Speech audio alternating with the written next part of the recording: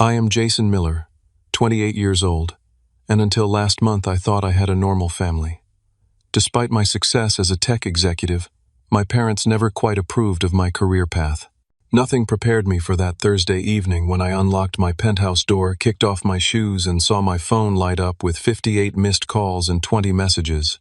The last one simply read, "Your stuff is in the garage now. Ryan needs your room more than you do." My childhood erased in a single text. Before I dive into how this family betrayal unfolded, drop a comment letting me know where you are watching from, hit that like button, and subscribe to see more stories about standing up for yourself when family crosses the line. Growing up in suburban Michigan shaped much of who I am today, though not always in positive ways. My childhood home was a neat two-story colonial, with a well-maintained lawn and strict rules to match. My parents, Frank and Diana Miller, ran our household with unwavering authority and traditional values that left little room for discussion or deviation. From an early age, I understood the hierarchy in our family. My sister Melissa, 4 years my senior, held the coveted position as the golden child. She excelled in activities my parents valued, playing piano at church functions, joining the debate team, and eventually pursuing a business degree at the local university where my father had connections. Her achievements were celebrated with enthusiasm, her school events attended, without question her opinions valued at the dinner table. My interests were different. Computers fascinated me from the moment my elementary school got its first computer lab. I would spend hours learning programming basics, creating simple games, and exploring the potential of technology. These pursuits were viewed with suspicion in our household. Playing with computers, my father would say dismissively, "That will never put food on the table like a real career." The family business was Miller's Hardware, a store my grandfather had started and my father had expanded to 3 locations across the county. It was understood, though, never directly stated, that I would eventually join the business. My aptitude for technology was treated as a phase I would outgrow, not a genuine career path. The store supported this family for 2 generations, my father would remind me. It paid for this house, your clothes, your food. There is dignity in continuing what your grandfather built. High school brought the first major conflicts. While my peers received congratulations for college acceptance letters, my parents reacted to my computer science scholarship with visible disappointment. 4 years wasted on something with no future, my mother sighed when I showed them the award letter. "Your cousin Thomas is already assistant manager at the Northside store, and he is only 19. Despite their disapproval, I left for college, determined to forge my own path. Those 4 years were transformative, challenging coursework, inspiring professors and peers who shared my excitement about technology. For the first time, my interests were validated rather than dismissed. After graduation came the lean years that tested my resolve. My first job at a struggling startup paid barely enough to share an apartment with 3 roommates. 16-hour workdays were common, fueled by ramen noodles and the belief that we were building something important. When the company folded 18 months later, I spent weeks sleeping on friends' couches, taking freelance coding jobs, and ignoring my father's voicemails suggesting it was time to stop playing around and come home. The breakthrough came unexpectedly. An app I had developed on weekends, a tool to help small businesses manage inventory, caught the attention of a venture capitalist at a networking event. Within 6 months, I had funding, a small team, and a growing user base. 3 years later, when a major tech company acquired us, I joined their leadership team as a product development director and eventually rose to vice president. Financial success did not improve my relationship with my parents. If anything, it highlighted the fundamental differences in our values. They viewed my career as lucky rather than earned, temporary rather than sustainable. Phone calls home became exercises in deflection, with my mother asking when I would settle down and my father suggesting I should invest my computer money in expanding the family hardware business. Meanwhile, my sister Melissa had followed the expected path, marrying Ryan shortly after college and taking a management position at the family store. But their perfect narrative began showing cracks when Ryan lost his accounting job due to corporate restructuring, the first of many positions he would cycle through. Each time there was an explanation that absolved him of responsibility: difficult boss, toxic workplace, company mismanagement.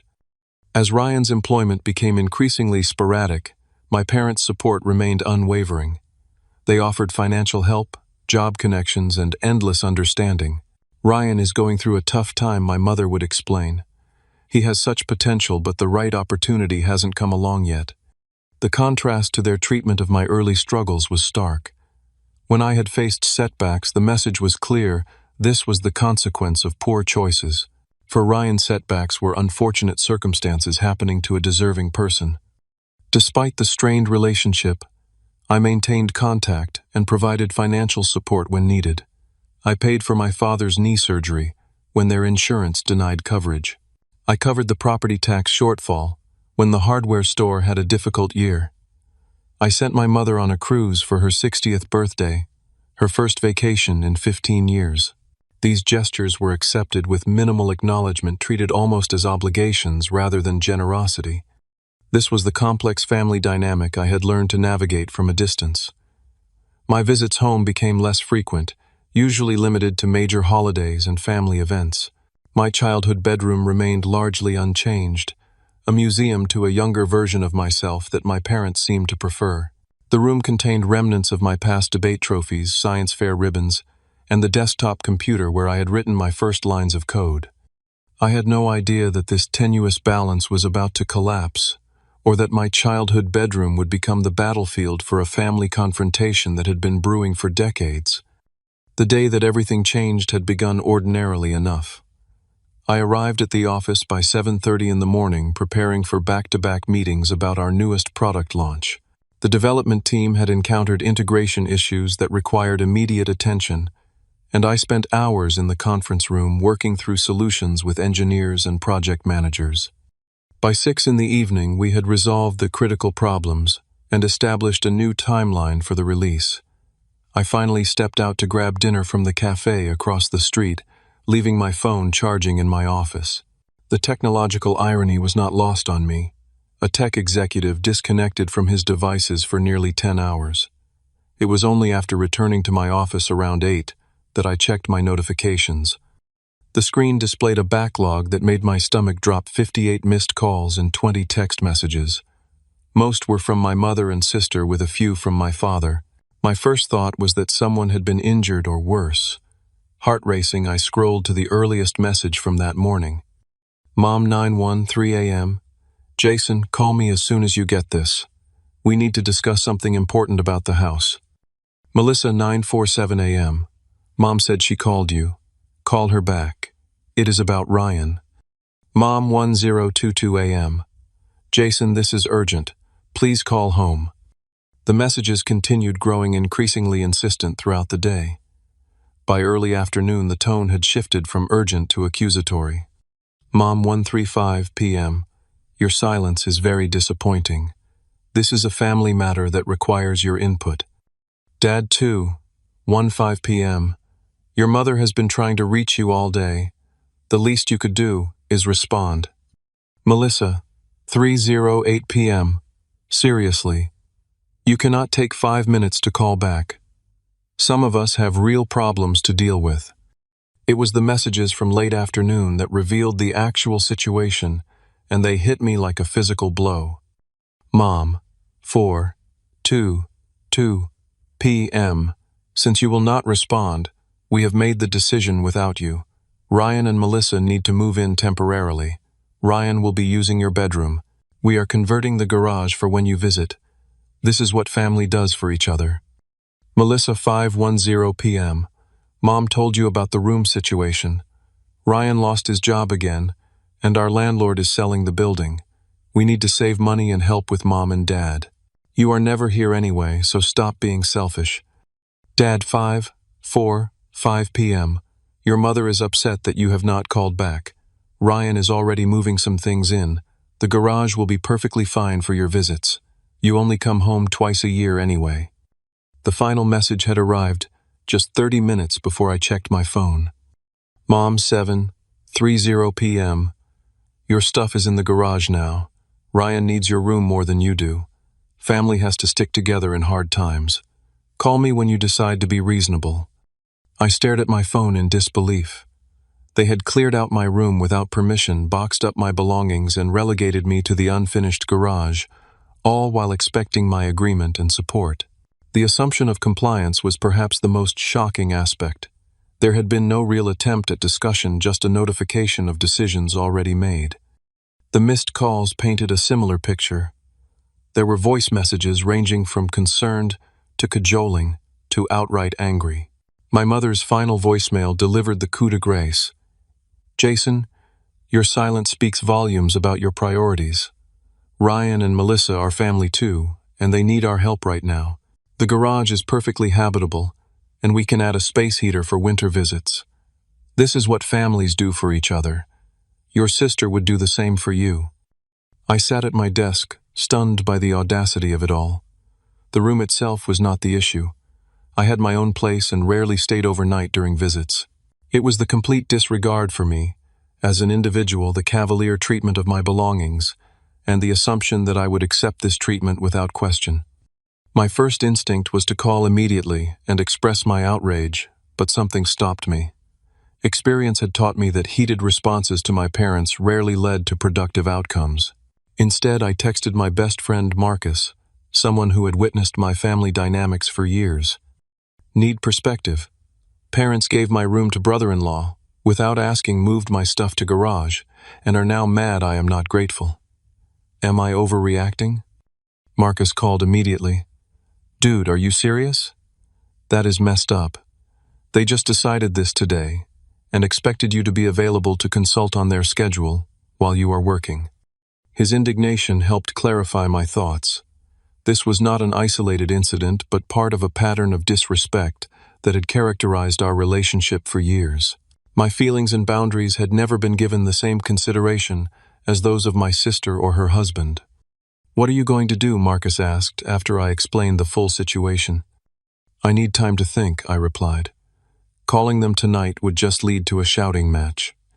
"Whatever you decide, remember this is not normal behavior," Marcus said before hanging up. "Healthy families discuss major changes. They do not demand compliance and punish questions." I spent the rest of the evening in my penthouse, surrounded by the life I had built for myself, contemplating how to respond to this latest family crisis. The irony was not lost on me. While my parents were clearing out my childhood bedroom to make space for my unemployed brother-in-law, I was sitting in a penthouse I had purchased through years of hard work in the career they had. Dismissed. As I went to bed that night, I made a decision. I would drive to my parents' house the following day to see the situation firsthand and have a long overdue conversation about respect and boundaries. The time for avoiding conflict to keep the peace was over. The 3-hour drive to my parents' house the next morning gave me plenty of time to organize my thoughts. I had decided to approach the situation calmly but firmly, addressing not just the room issue but the pattern of disrespect it represented. By the time I pulled into the familiar driveway, I felt prepared for whatever awaited me.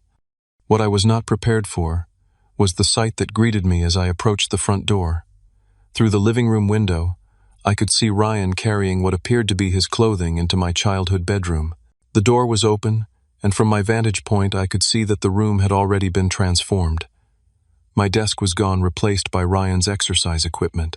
The bookshelves that had held my computer science textbooks now displayed Ryan's sports memorabilia. I took a deep breath and rang the doorbell.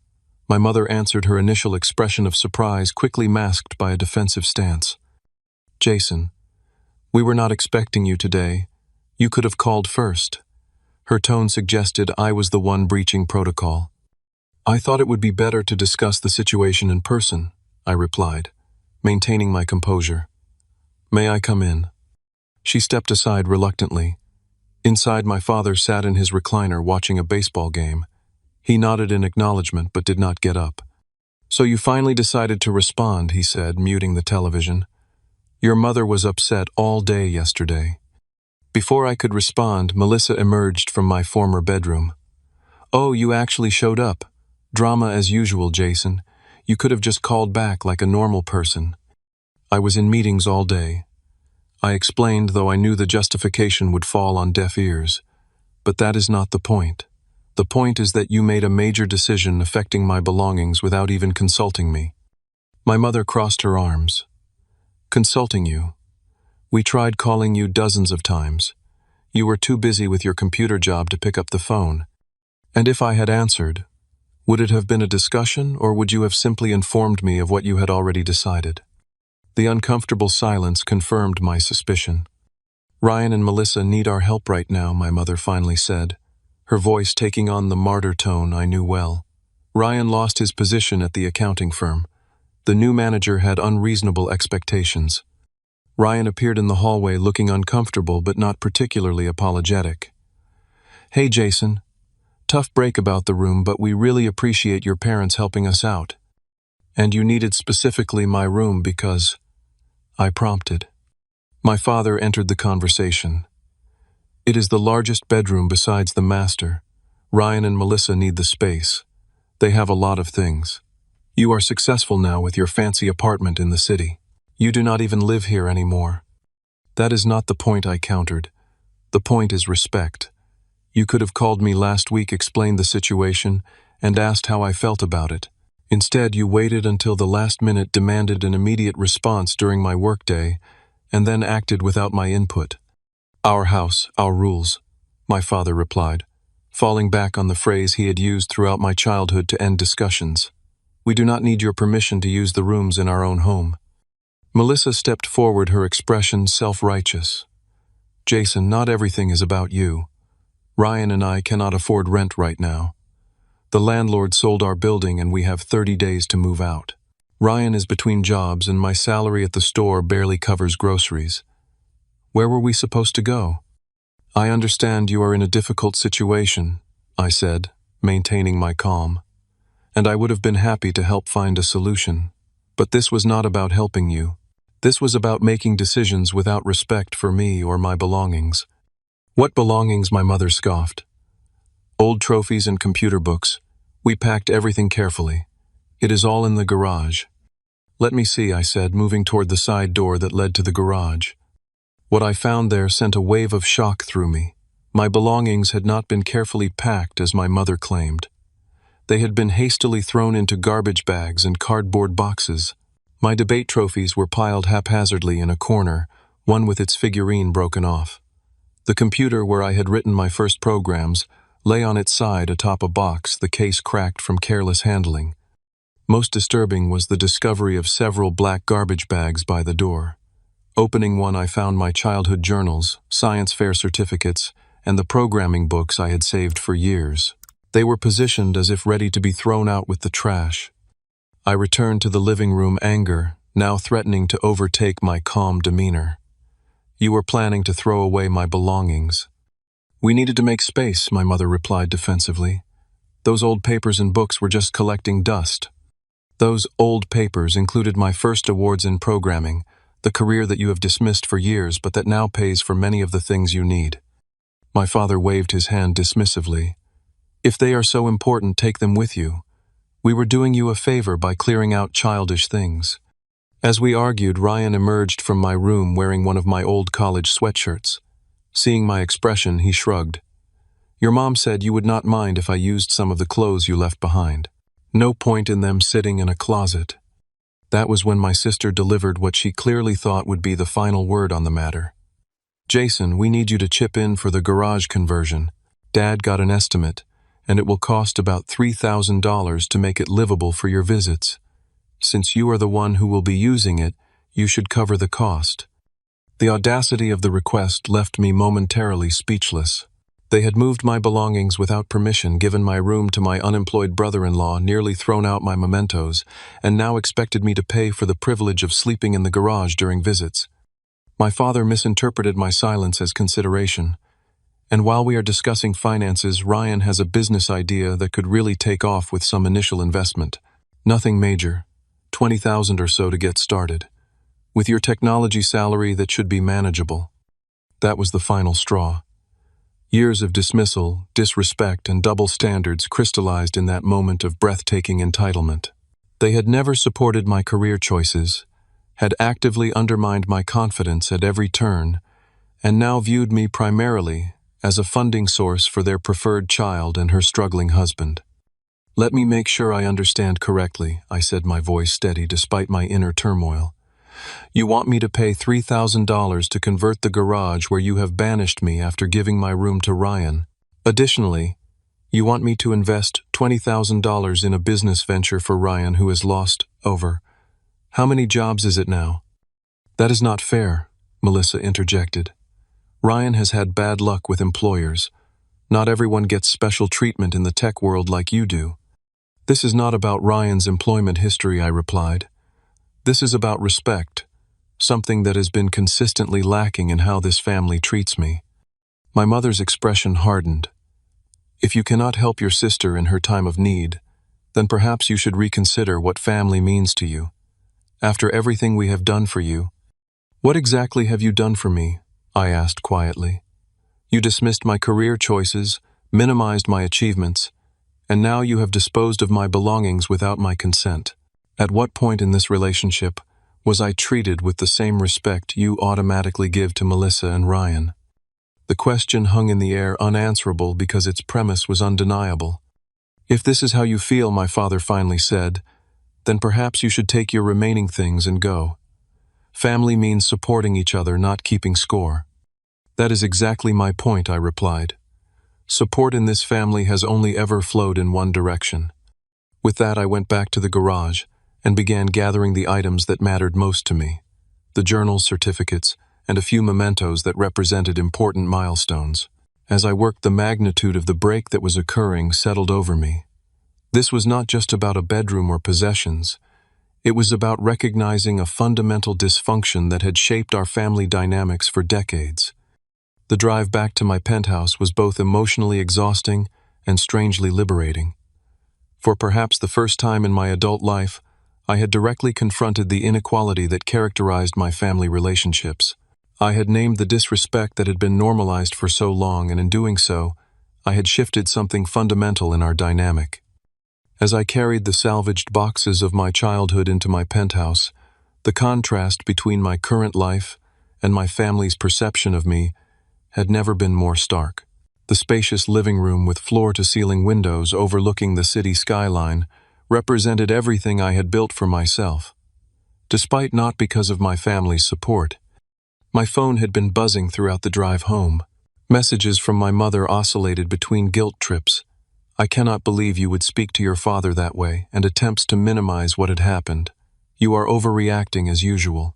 My sister's messages were more directly accusatory. Thanks for ruining everything. Mom has been crying since you left. I placed the phone on my kitchen counter and made a decision that was long overdue. I would take some time away from my family to establish clear boundaries. The first step was financial. For years, I had been quietly supporting my parents in various ways. I paid their cell phone bill as part of my family plan. I covered the difference when the hardware store had difficult months. I had even been making their car payments for the past year after my father complained about the interest rate on their loan. These financial entanglements had created an unhealthy dynamic where my support was expected but never acknowledged. It was time to disentangle myself, not out of spite, but as a necessary step toward a healthier relationship, if such a thing was even possible. I spent the weekend making calls and separating our financial affairs. I removed my parents from my cell phone family plan, transferred the car loan back to their name, and called the utility companies to remove my auto payment information. These were not punitive actions, but necessary ones. I could not continue enabling a relationship where I was simultaneously taken for granted and disrespected. My friends provided crucial support during this difficult transition. Marcus came over with takeout on Saturday evening, listening as I processed the events of the past few days. I have been thinking about this for a while, he said, as we sat on my balcony. Your family has always had this weird dynamic, where they dismiss your career while benefiting from it. Remember when your mom complained about your computer job while using the iPhone you bought her? Elena, another close friend who had witnessed many of my family's struggles, called to check in after I texted her about the situation. This is not about the bedroom, she insisted. This is about them never seeing you clearly. They created a narrative about you as the less successful child, and they cannot adjust it even when reality contradicts them completely. Their perspectives helped reinforce that my reaction was not excessive or unwarranted. For years I had downplayed the dysfunction in my family relationships, making excuses for behavior that would be unacceptable from anyone else. The bedroom incident had simply made the pattern too obvious to ignore any longer. The first test of my new boundaries came sooner than expected. For 2 weeks, there was relative silence from my family aside from occasional passive-aggressive messages that I chose not to engage with. Then on a Tuesday evening, my phone lit up with a call from my father, the first direct contact since our confrontation. I answered with a neutral hello, unsure what to expect. "Jason," my father began, his voice lacking its usual authoritative tone. "We seem to be having some issues with the utilities. Your mother tried to call the electric company, and they said the automatic payments have stopped." "Yes," I confirmed. "I have separated our accounts. I will no longer be covering those bills." There was a moment of stunned silence before he responded, his voice rising. "You cannot just cut us off like that. Your mother and I are on a fixed income.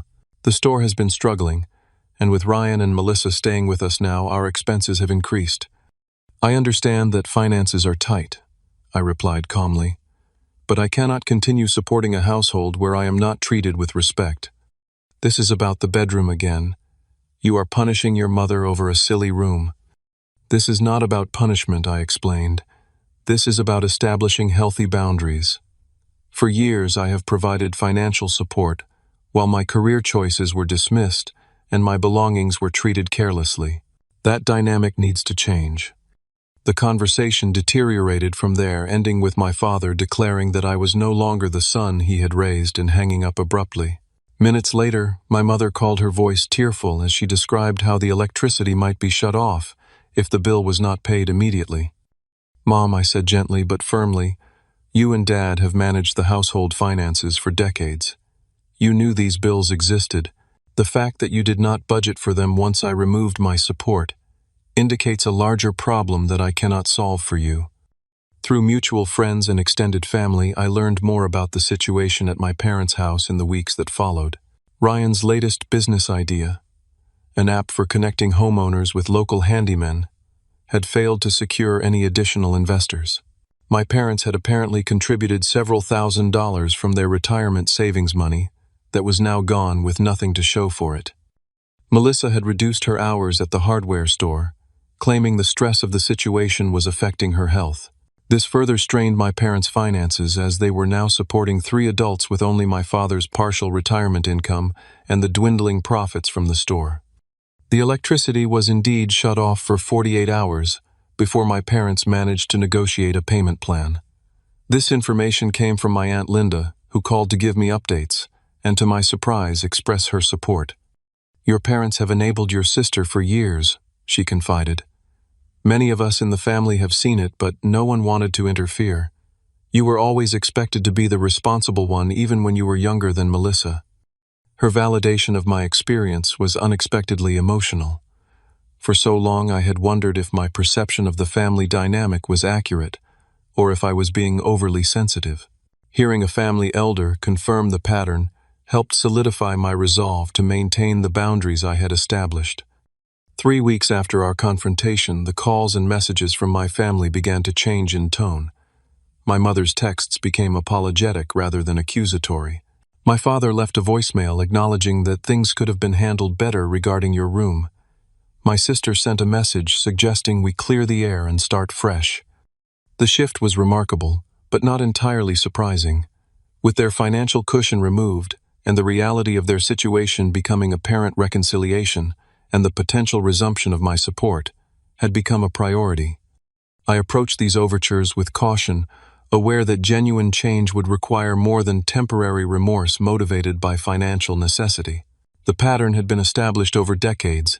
It would not be resolved through a single conversation or apology. As I considered how to respond to my family's changed attitude, I focused on building the life I wanted, one defined by mutual respect in all relationships, clear boundaries, and the freedom to pursue my own path without constant to my own path. Justification.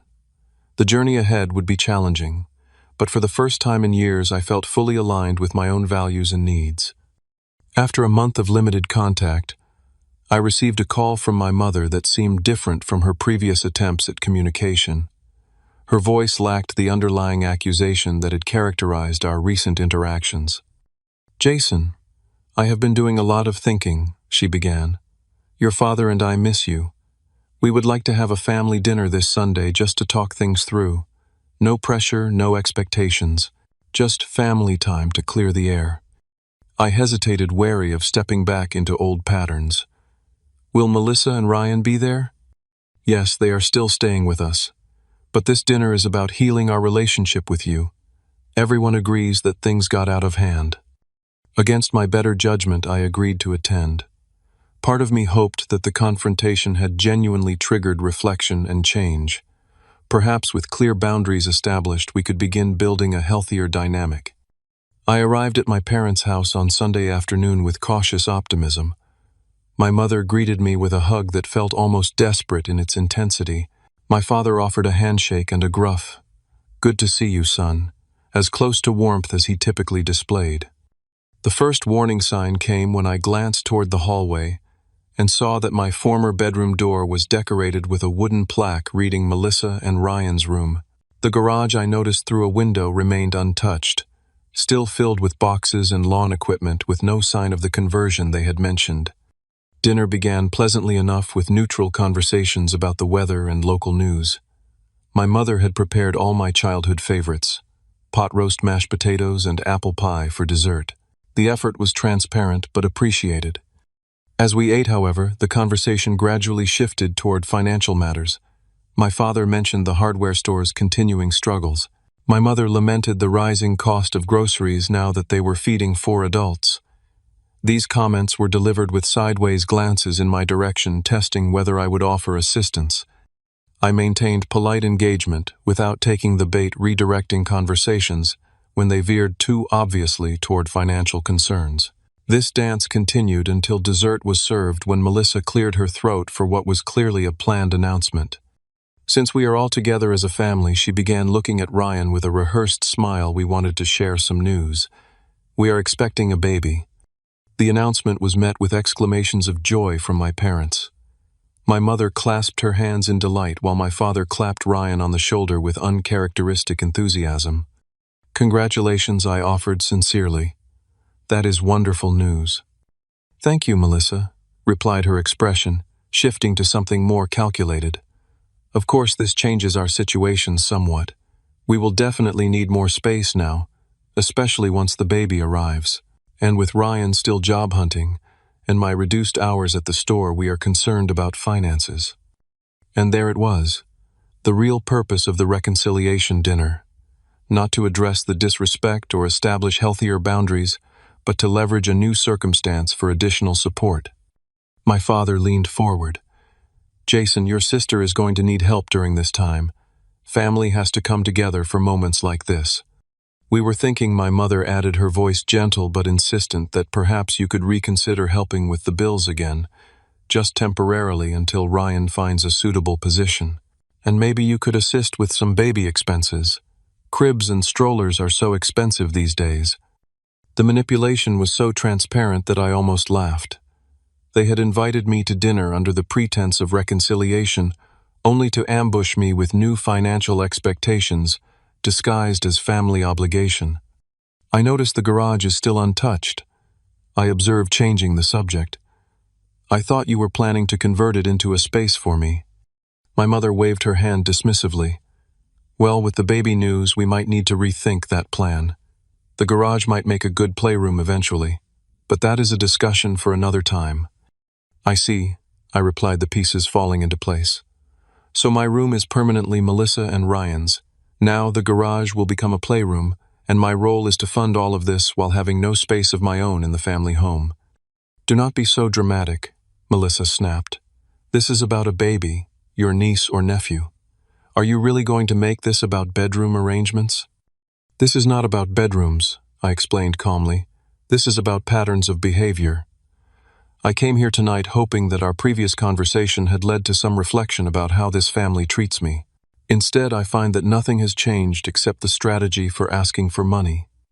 My father's expression darkened. "So you will not help your sister, After all we have done for you. What exactly have you done for me? I asked, echoing the question from our previous confrontation. When have you supported my choices or celebrated my successes? When have you treated my career as valuable rather than dismissing it as playing with computers? We gave you a home, my mother interjected. We fed you, clothed you, educated you. Those are basic parental responsibilities, I countered. They are not special favors that require lifelong debt. Ryan, who had been unusually quiet, finally spoke up. Look, Jason, I know things have been tense, but with the baby coming, we need to put aside our differences. Your sister is going to be a mother. Does that not mean anything to you? Of course it does, I replied, and I will be happy to be involved in my niece or nephew's life. But that involvement cannot come with financial strings attached or be used as leverage to extract support. The facade of reconciliation crumbled entirely at that point. My father accused me of being selfish and ungrateful. My mother retreated into tears and guilt-inducing comments about family loyalty. Melissa alternated between anger and performative distress about the stress affecting her pregnancy. As the accusations flew, I maintained a calm exterior that belied my internal disappointment. I had genuinely hoped for change, for some acknowledgement of the dysfunctional patterns that had characterized our family for years. Instead, I found the same manipulative behaviors simply adapted to new circumstances. I think it is time for me to leave, I finally said, standing from the table. This dinner was not about reconciliation. It was about re-establishing access to my financial support. How dare you, my mother gasped. We invited you here out of love.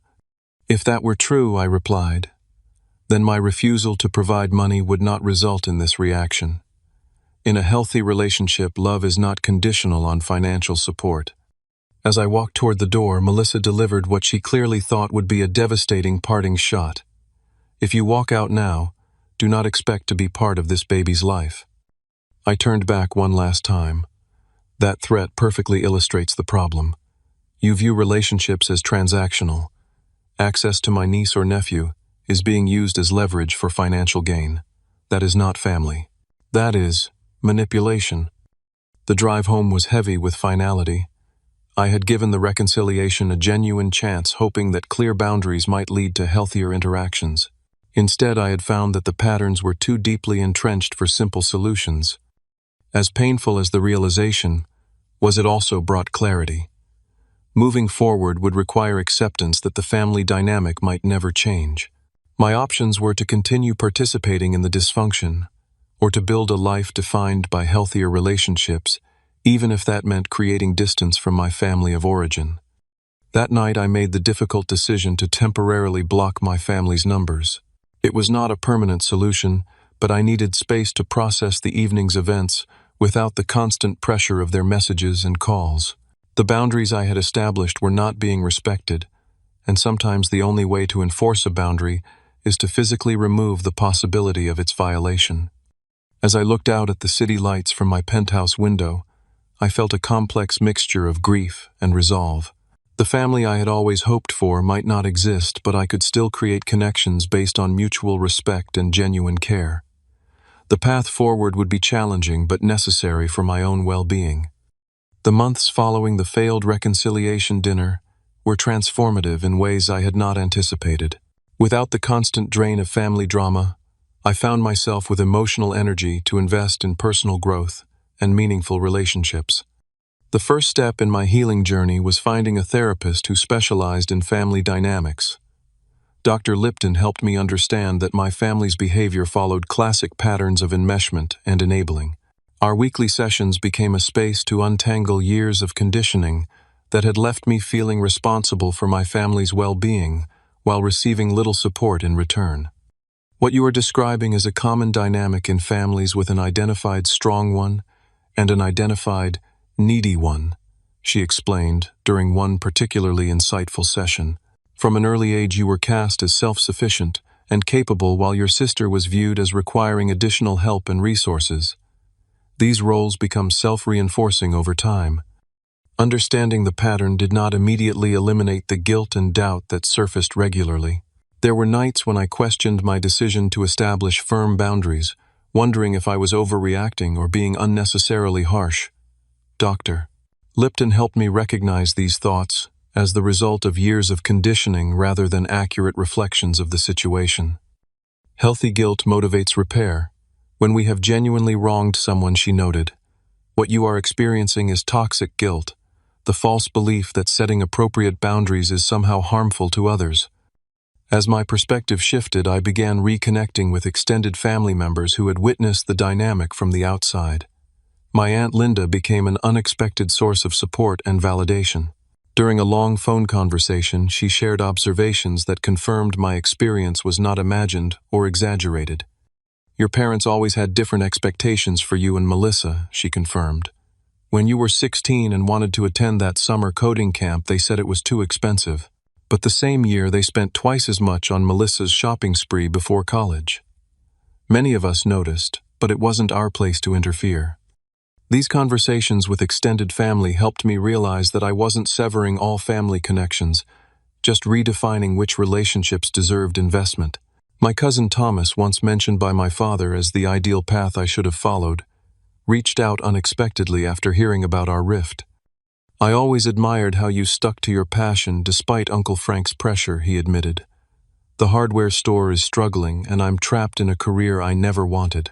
You were smarter than all of us by following your own path. Perhaps the most significant development came when my younger cousin Alex contacted me seeking career advice. At 22, he was facing similar family pressure to follow conventional paths rather than pursuing his interest in digital marketing. Everyone says it's not a real career, he explained during our first video call. But I see the potential and I'm good at it.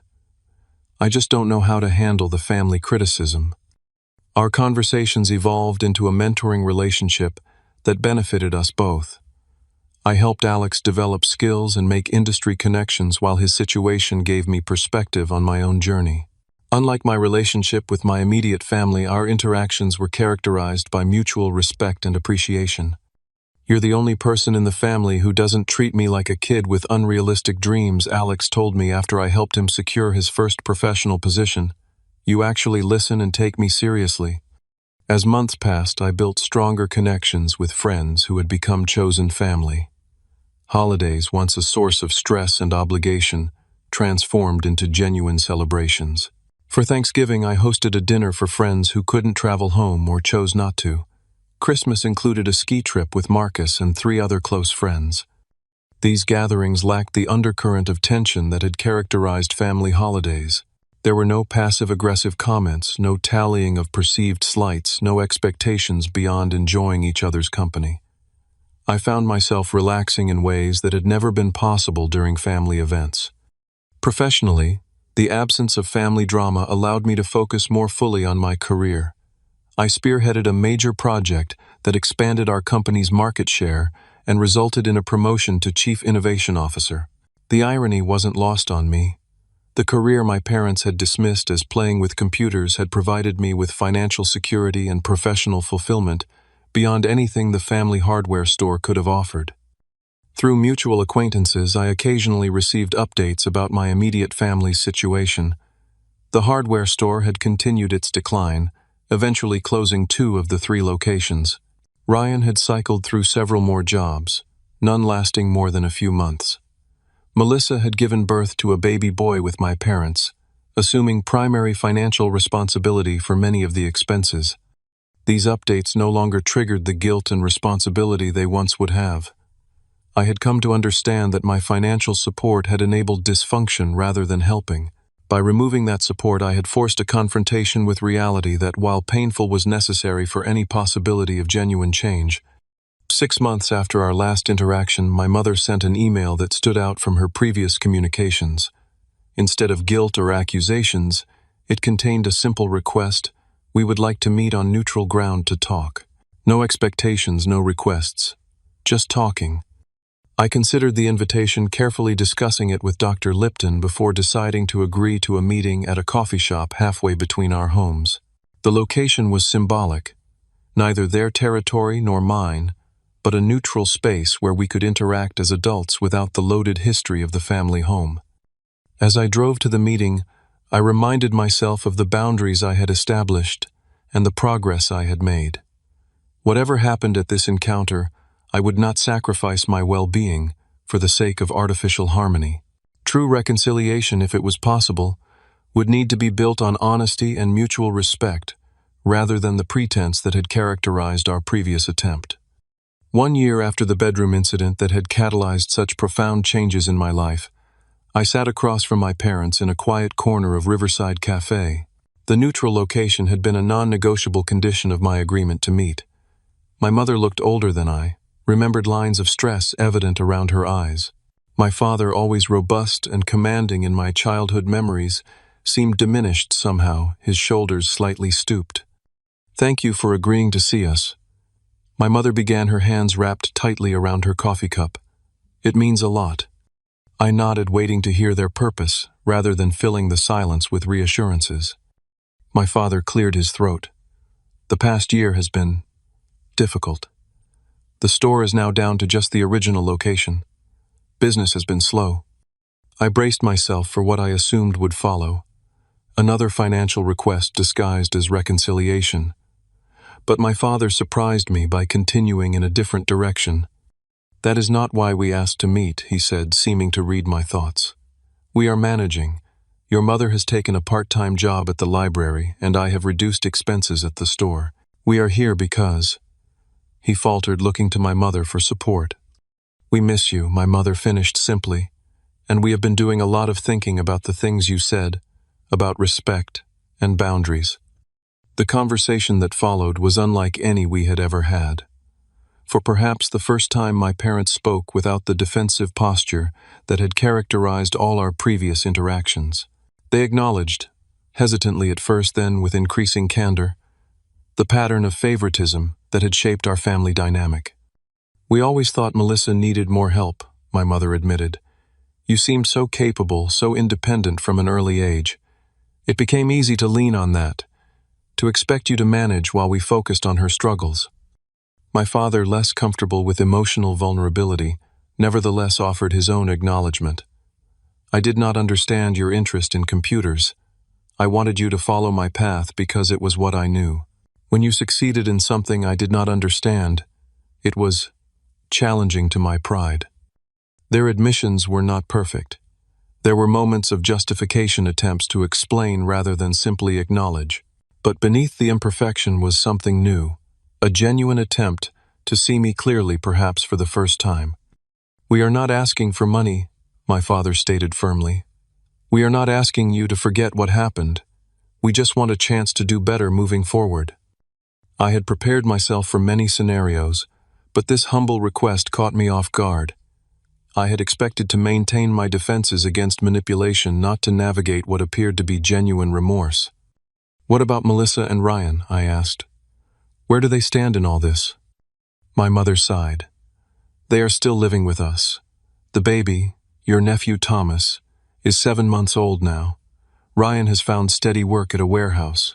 Not what he wanted, but reliable income. Melissa is coming to terms with certain realities.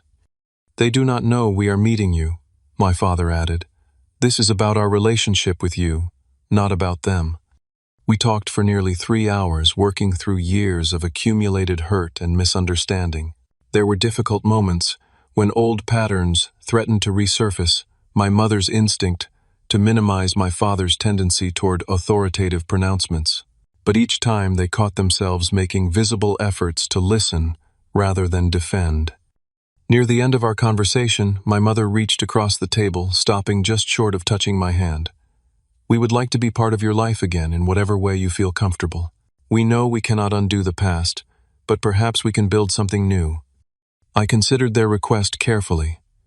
The progress they had shown was meaningful, but I was also aware that lasting change would require consistent effort over time. The boundaries I had established had been necessary for my well-being, and I was not willing to sacrifice them for the sake of an easy reconciliation. "I would like that too," I finally said. "But it needs to be different from before. I cannot go back to the old dynamic." "We understand," my father nodded. "We are not asking for that. We agreed to start small, occasional phone calls, perhaps dinner once a month. No financial entanglements, no expectations beyond mutual respect." It was a tentative beginning, but one built on a more honest foundation than we had ever had before. As for Melissa and Ryan, I expressed willingness to meet my nephew eventually, but made it clear that my relationship with them would need to evolve separately from my relationship with my parents. The enmeshed family system that had defined us for so long was being dismantled, replaced by clearer boundaries and individual connections. In the months that followed that initial meeting, we slowly rebuilt our relationship. There were setbacks, moments when old patterns resurfaced and had to be addressed.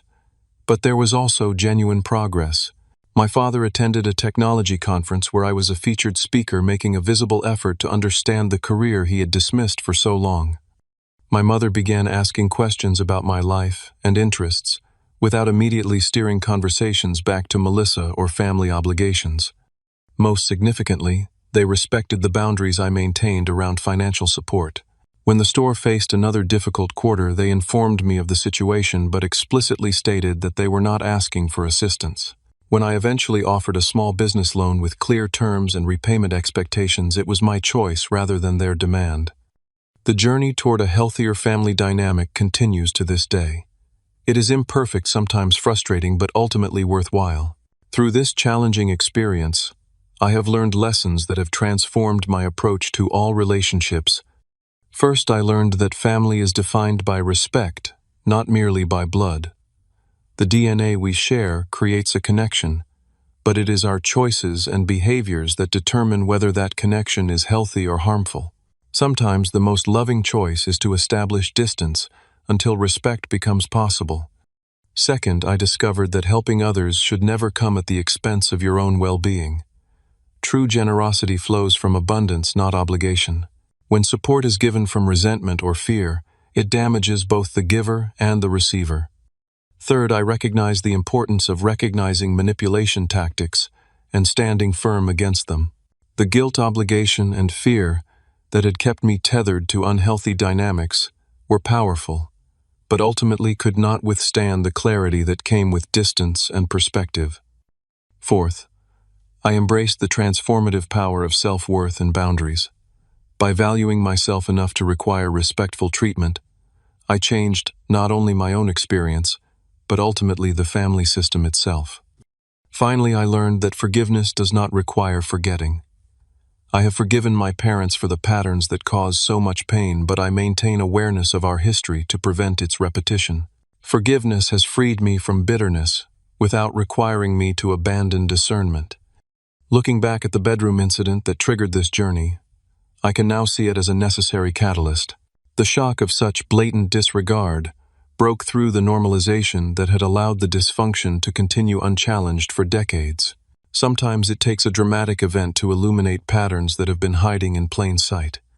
As I sit in my penthouse today, I feel gratitude for the difficult journey that led to growth. My life is richer for the authentic connections I have built with friends who became family and family members who learned to relate to me authentically. The path was painful but necessary, leading to a peace that would have been impossible without confronting the dysfunction directly.